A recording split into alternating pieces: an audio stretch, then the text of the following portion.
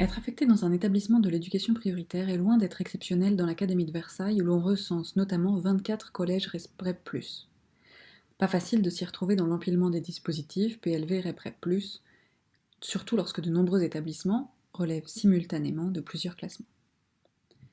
Cette situation témoigne des réformes successives dont les établissements de l'éducation prioritaire ont été le terrain d'expérimentation. Là où le SNES-FSU revendique avant toute chose davantage de moyens pour une amélioration des conditions d'enseignement, le ministère engage régulièrement des réformes qui prennent un tout autre chemin.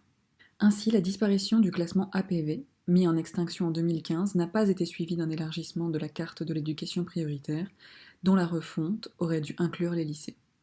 Elle a plutôt eu pour conséquence de vider les établissements en question, en privant les personnels de la perspective d'obtenir davantage de points en y restant affectés.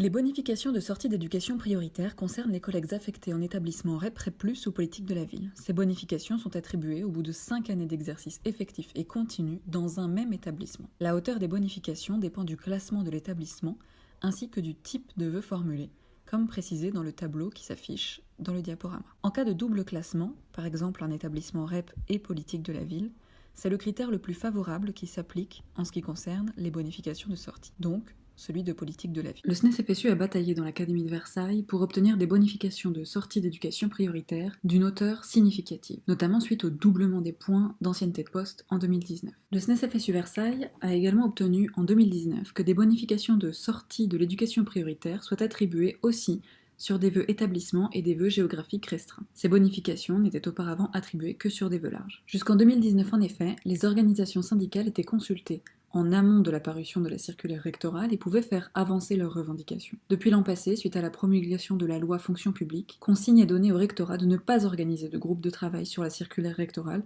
au risque d'y laisser d'importantes erreurs et injustices. On voit pourtant, à travers l'exemple de l'éducation prioritaire, le rôle qu'a pu jouer le SNES-FSU dans l'élaboration d'un barème plus équilibré.